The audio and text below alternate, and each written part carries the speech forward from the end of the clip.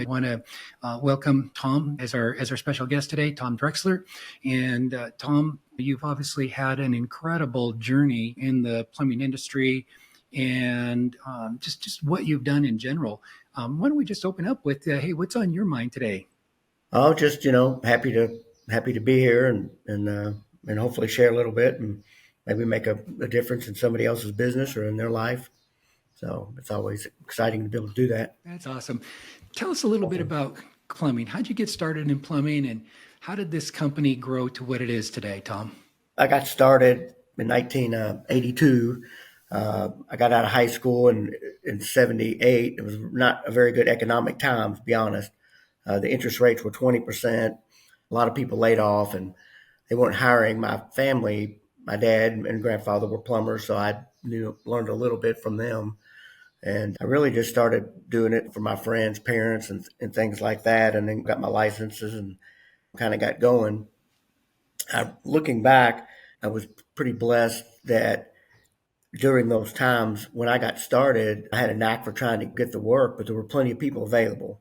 So I would run an ad in the newspaper, and I have 10 licensed plumbers that were smarter than me show up at the front door wanting to work. So that was pretty good because I know how hard it is now to find people. But they were there then. If you could get to work, you could find the people. And I had a pretty good run of the company for the first 20 years. We grew to 3 or 4 million, had about 30 employees. And then I joined a national best practice group and, met a lot of people and had some mentors and coaches and the Next Star organization. And that really helped me a lot. There's a lot of information out there, but you have to take the information and do something with it. I think a lot of people join organizations or get information, but then it's not always easy to implement and make changes. And I got pretty good at go ahead and just not trying to reinvent the wheel, but just what I saw other people doing that work, implementing those best practices. And then we grew to almost 60 million now in 4 cities and added HVAC and electric about 10 years ago. And they're grown. The HVAC is about as big as the plumbing is today. Wow, what an incredible story. From taking it 20% interest rates to be able to start investing in knowledge and education, if I'm hearing you correctly, that's really propelled you now to be able to build a $60 million company. And it sounds like that investment in education was really a wise choice for you to make. Yeah, I've always been a reader of books and business. So early on in life, somebody turned me on to Stephen Covey, and as far as just 7 Habits of Highly Effective People and how to organize your time and work on important things. And so I think that really helped me. I read the book, The E-Myth with Michael Gerber, and even spent a little over a year mentoring with him about building standardization and process. Good to Great. Attraction is a great book now to model your business after. We did that for about the last 10 years. And I've always been a believer in talking to other people who've been there and trying to gain knowledge and implement that knowledge. Culture and structure were a lot of the keys to growth. At Drexel, we really believe in hiring the right people, and somebody could be a really good plumber, but if they have a big ego where it's all about them, then that'll end up hurting the company more than helping them. And so for a pretty good run now, we train our own people in our own in-house training program, but we really look for the right people that communicate well, have good ethics, work with their hands, and just people we want to be around, right? As your organization gets bigger and you have more of those type of people in there, it kind of just morphs into that. And people like it there, and we really treat people with a lot of respect. And we do a lot of little things like have vending machines at cost. And that sounds simple, but to get a bottle of water for or a quarter or pop for 50 cents or whatever, that means a lot to people. And we have a masseuse come in a couple of days a month, and just we have nice Christmas parties and special events, picnics, things like that. But it goes a long way for people to feel appreciated. And all the things don't cost a lot of money, but it matters to employees too. Yeah, To feel like appreciated. what a difference, Tom. Going that extra mile with employees, like you mentioned, the masseuse, the vending machines at cost.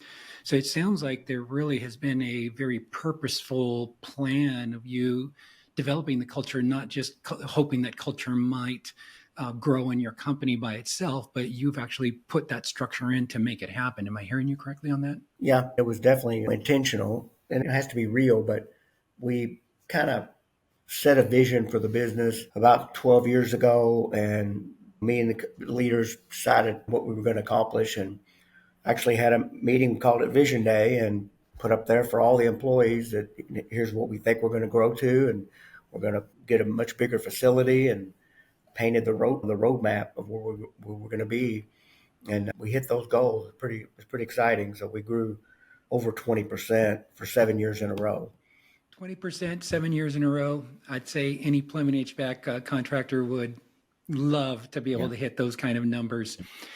Tom, that kind of growth, like we talked about earlier, doesn't happen by accident. There's obviously something inside of you that has propelled you in that. Tell us about Tom Drexler. What drives you?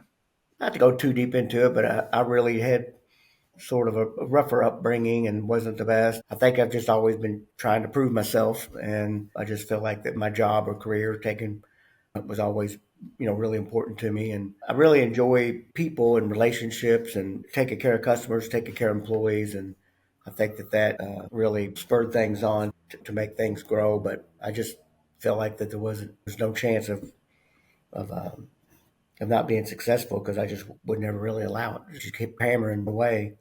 If something's not working right, try to fix it and set up a better program. And sometimes you roll out something and it doesn't always stick, or you don't get it right the first time, then have to keep tweaking it, but you have to stick with it till you gets traction and gets going. But I had a guy tell me, when a customer had a very, very small company, he said, you really have to hire the best people you can find, because they're walking in people's homes and you can't be there watching them.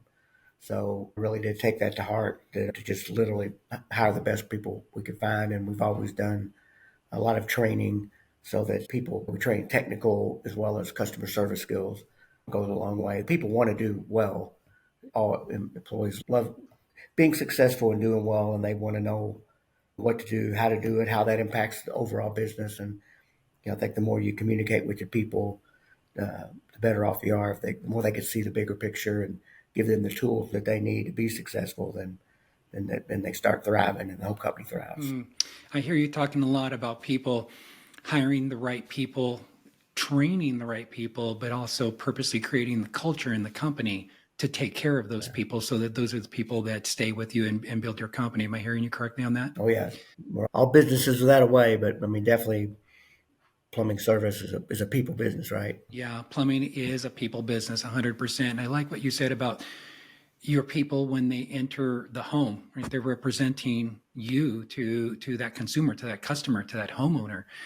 Can you tell us a little bit about what that looks like, how you train your technicians for when they come in the home? What should they be doing? We have what we call the service system, but I mean, it's a 6-step process to be prepared and make sure you're clean, neat, professional, greet the customer in a certain way when you knock on the door. Step back, don't just barge in, be up there with them, ask to come in, wear their shoe covers.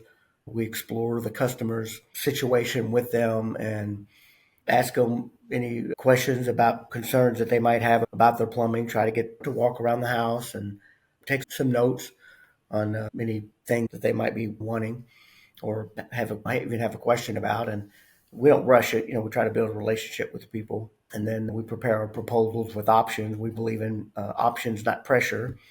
I think a lot of plumbers will go right in and fix the one small thing that the person called about, but a lot of times there's more to be done. And if they feel there's somebody in their home that's competent, many times they'll go ahead and get quite a bit, more done while we're there.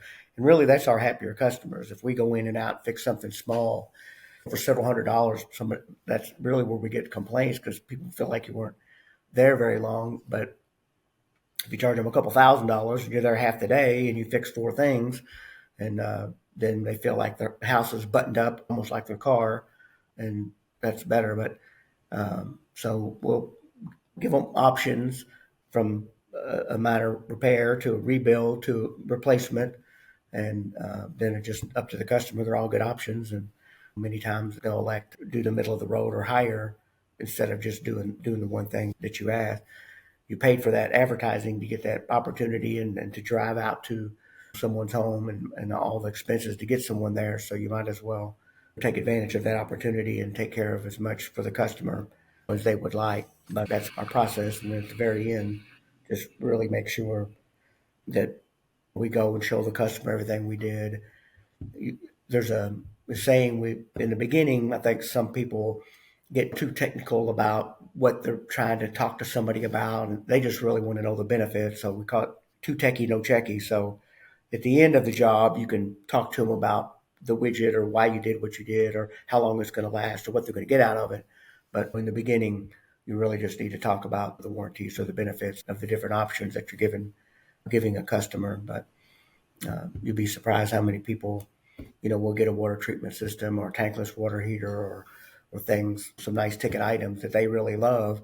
If you take enough time with them to share the benefits of those items and explain how they work and what it's going to do for them. Yeah, it's really great. It's way more than just the presentation and being clean cut and being friendly, but you're really training your technicians to be able to educate, to be able to serve your customers at a high level and help them understand what their needs are. Am I hearing you correct on that? Oh, yeah. And people, I don't think they have service people in their home that often. So when they do, and if you are the clean, neat, and professional, then I think they're a lot of times open to let you look around. And you have to really do that in a certain way that it seems natural. You can't just, if they say that they think you're just looking around to find something to sell them, that doesn't work. It has to be natural. And if you can kind of capture some of the words, then you're kind of earning the right. So we call that you said, therefore. You said that sometimes you run out of hot water. You mentioned you have to drag your hose all the way around the house. So we can put you an outside faucet in the back of your house. Earning the right is a big piece of being able to offer some more substantial options to the customer. Yeah, absolutely. That totally makes sense. I love the way that you really educate your technicians and how to be able to speak and how to be able to earn their customers' trust. That's great. Tom, you, in addition to building your plumbing and HVAC company, you also train other, I believe, plumbers, business owners, plumber and HVAC companies as well too. Tell us a little bit about that and how you got involved in training and how you help people. In our organization, people, that's just part of what it is, just success through education and training. So anybody that wants to come to our shop, or it's an open book policy for people within our organization to come help each other. So that's what there is to all there really is to that. So you don't keep the Tom Drexler secrets all to yourself. If somebody else wants to come and take a look, it sounds like you just open your doors and you believe in helping others. Yeah. I love that. It's such a great way to operate in business, to be able to bless others as well too. Oh yeah. And again, the knowledge is out there, but it's four walls, right? It's what you do within inside of your business that really matters more than what the competition's doing. It's just taking the knowledge that's out there and trying to just implement it and do it better. And obviously, hiring the best people is the key. Is the key. Hiring the best people, absolutely. I understand that there was a Nexstar Select Service Award for superior customer service and workmanship and operations. And so it's really a great honor to have Nexstar recognizing you specifically on that. And can you tell us a little bit about that award and what really triggered that particular award for you guys? When you're following the systems that they provide and that just get you those results, I think they sent surveys out to customers, and that feedback was what gets you that award. Besides that, one of the things that I'm most proud of is we have won the Better Business Bureau Torch Award 2 times. You can win it every 5 years, and we won it in 15 and then again last year. It's like for the whole state, for the top honor for a company, and it's like how you treat your employees, how you treat your customers, the being involved in the community, giving back, ethics in your marketing and advertising practices, and all of those things. But those are two. That's my most special things that I've been honored by. So that makes me feel good. That's great. Yeah, the BBB Torch Awards, and to come back and to have that awarded to you a second time, that's really awesome. Yeah. Tom, I know that you're very proud of your town, of your home team. And my understanding is that you really support your community. Can you tell us a little bit about your passions and where you love to give back? Yeah, we in Louisville, it's a big college sports town. We don't have professional sports here, so it's all about the University of Louisville and University of Kentucky here in our state. But Louisville, we've been a partner for over 10, 12 years now, and it's been a great partnership for us. We're part of their basketball, football programs, things like that. The football games, we have a Tom Drexler Hero Zone. So each week at the home games, we bring up someone from the community that was nominated by the community to honor them. And it's been Down syndrome, people that work at homeless shelters, or just a lot of them are just volunteers that just tirelessly help an organization. And I've got to meet a really lot of special people personally. They come and stay tailgate with us, and we go through the whole game up on our little zone area. And then they put them on the jumbotrons and recognize them in front of a few thousand people. And so that's been really special. And the women's basketball games, we have a pink out once a year annually, and sell T-shirts, and all the money goes to our local Gilda's Club. And we've been able to raise about $10,000 a year for, I think, 7 or 8 years in a row. And it's a really cool event, and people wear the T-shirts. I see them all around the community, or they'll even wear them over and over back to that one particular game. Our ladies basketball has like over 10,000 fans that come every week. So that's a special event for us. So I'm on the board of a couple charities, and it's fun to be in a position to help and give back. So it's good. That must feel really great to be able to use your resources and your blessings to be able to give back. Yeah, it is. That the Hero thing is really a wonderful platform that we couldn't do it without the U of L partnership. We could do it, but it wouldn't get the same impact in the community and would be as meaningful to the people that we're recognizing without them. So if somebody listening is in a college town and they're able to get a sponsorship like that, we recommend it to them. It's a pretty good deal to be affiliated with the university like that. Yeah, absolutely. That's so great. And so, Tom, you had established the Drexler Academy. Tell us a little bit about that. That's our training program. So we have our own school. It has 7 or 8 full working HVAC systems, every kind of gas, electric water heater, tankless water heater, a mock bathroom, kitchenette, a bunch of faucets all mounted on the wall that work. So we do quite a bit of our own training, and it's really been pivotal to our growth in the past 10 years. So we'll hire like 8 or 10 trainees at one time. We've done up to 20, and they'll, for 6 months, kind of go back and forth, like one day in the field helping, and one day in the lab doing hands-on skills training in our school.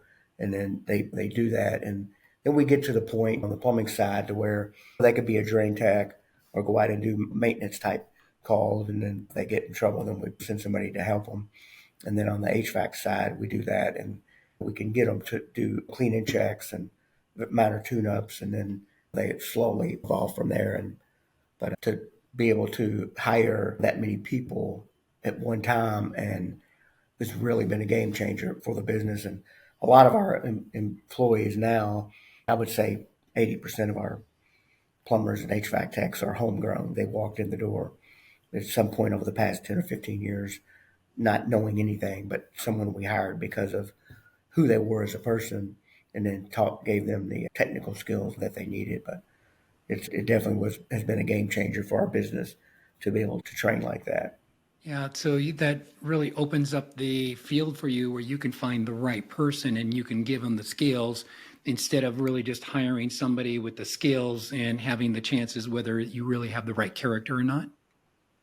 Yep, exactly. Yeah, yeah. And that's obviously paid off for you. That's such a great model.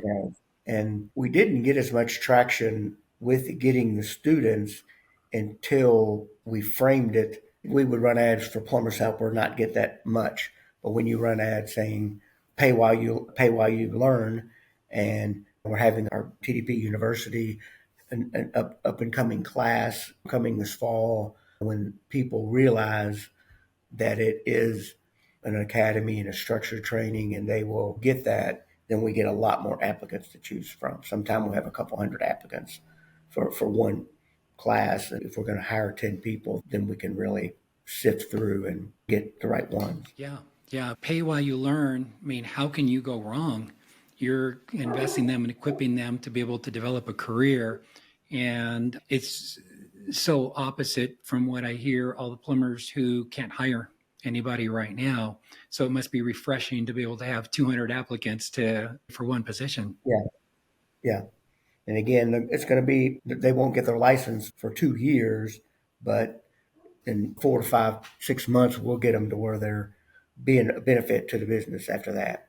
They do have to sign a repayment letter if they quit right in the middle, or they leave us right when they get their license or whatever. So we're investing in them, but then they're agreeing to stay with us for a while. And people, if they feel an obligation, they know, and they'll see me and thank me a lot. Man, I thank you so much for this opportunity, and it's really changed my life. And so when you home grow people like that, for the most part, they're probably more loyal than someone that you've hired that's already had 3 or 4 jobs before.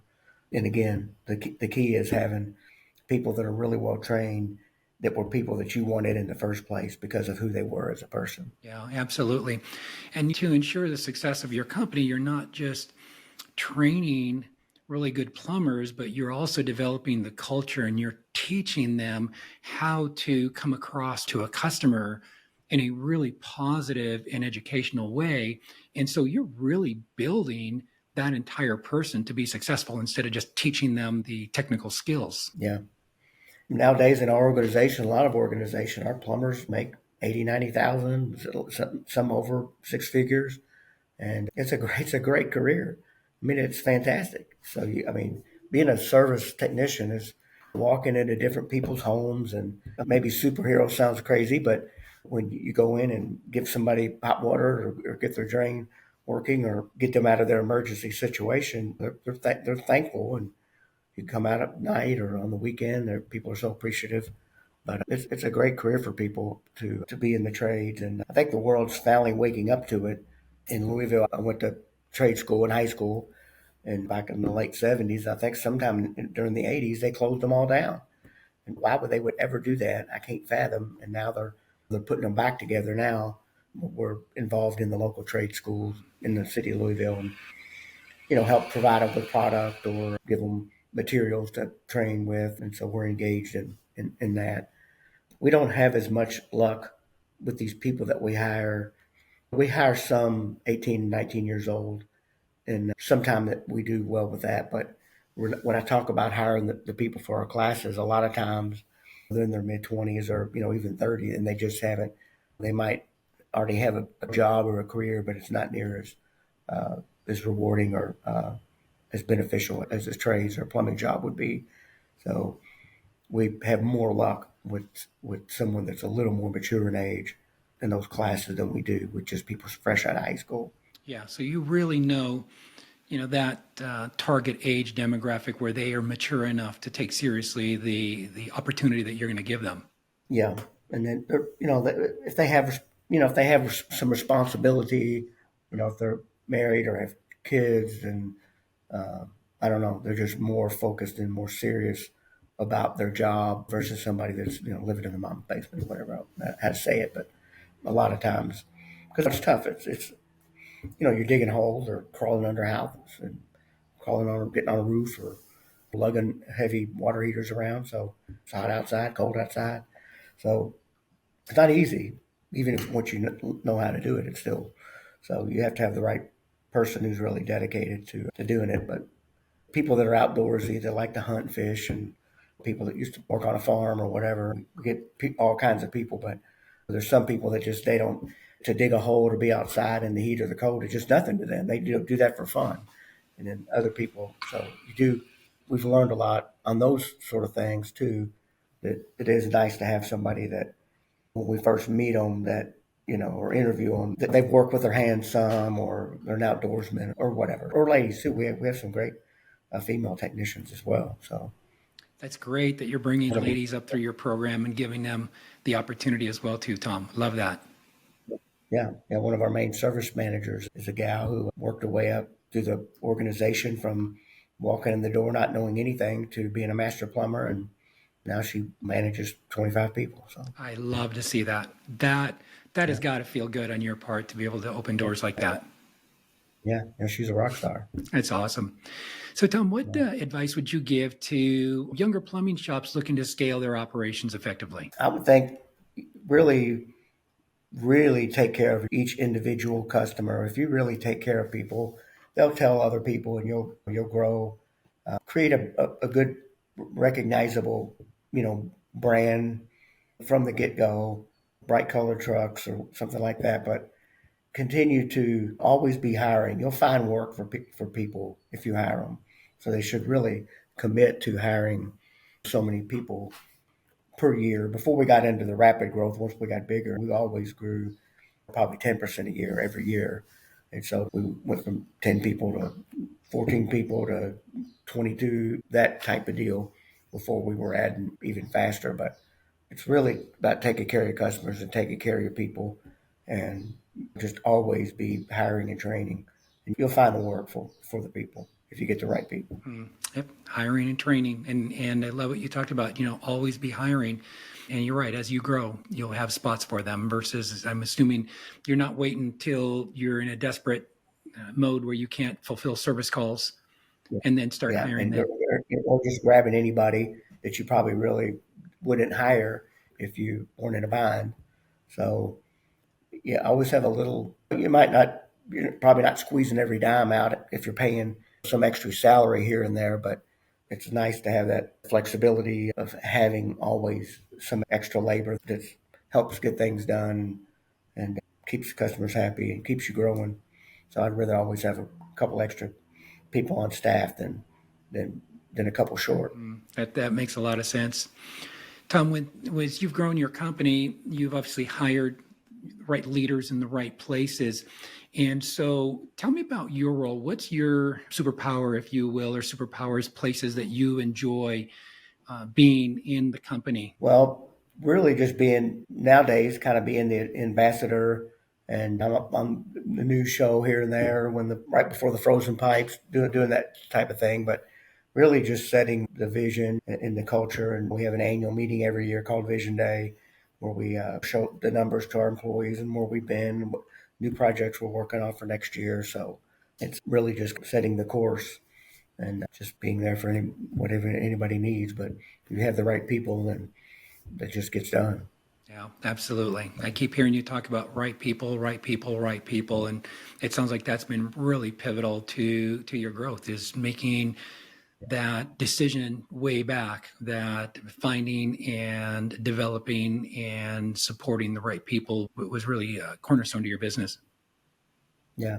And from the management perspective, I would say a little more than half of our managers did not come from the trades. Managing and leading people is managing and leading people. So somebody that's wanting to grow, and hiring a trainer, service manager, they don't have to come up through the trades. And a lot of times they have the Peter principle, where you take and move up your tradesmen because they're really good tradesmen, and it doesn't work for you or them a lot of times. So don't be scared. Don't be scared to look outside of the trades when you're looking for leaders or managers in the business. So they don't have to really know the widget or how to fix something themselves to manage their section of the business or whatever. Absolutely. I think that's it. So what's next for Tom Drexler?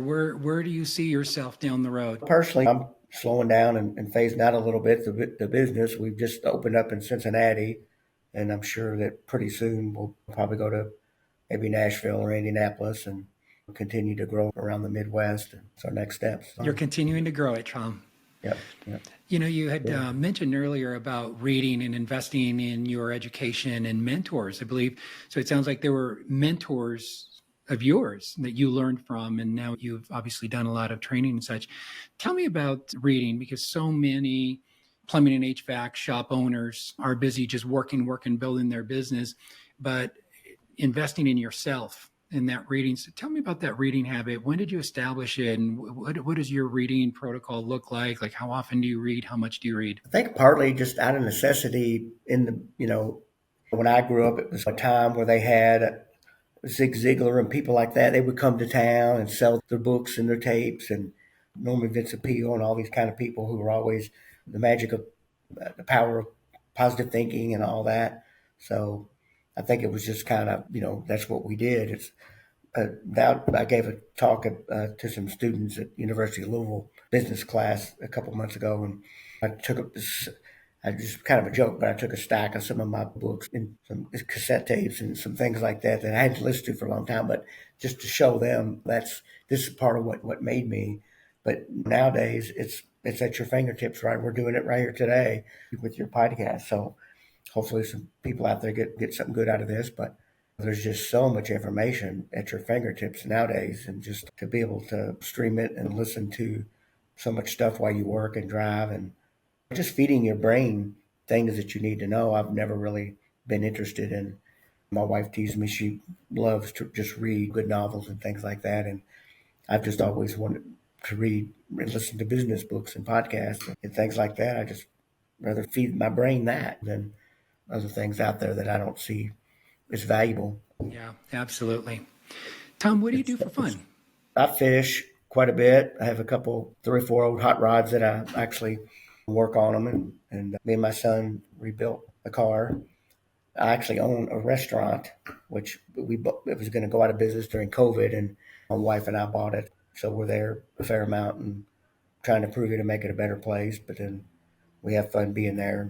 We've got to know a lot of our customers. That's a fun thing to do. But we have a place at the lake, so I love being out on the water. Boating, it's fun. So Yeah, that sounds like a great time. Tell me about legacy. When people think about Tom Drexler, what do you hope that they would say or think? I hope that they would say that he did right by his customers and definitely right by his employees and gave back to his community. And so that would be what I would hope would be the legacy. That would be what I would hope that the people would think about. That's fantastic. That's a great legacy to leave. And so, Tom, any final thoughts or messages that you'd like to leave with our listeners, which are plumbing and HVAC and electrical shop owners? I know that I've talked about it a lot already, but I really, really believe that the culture of the business is the number one thing. Just really make it to where we know the type of person that we hire at Drexler, and the managers and myself, when we interview someone, we walk out of the room and instantly know not a culture fit, or man, he's a culture fit, or she, whatever, whether it's a call taker or a dispatcher or a technician or whatever. So you just really, life is short, and you spend a lot of time working. You might as well work around people that are positive and enjoy being around each other, and then the people stay. They don't leave because they're being taken care of, and it becomes part of their family, and it's awesome. It really is. Yeah. It really is awesome. Yeah, definitely is.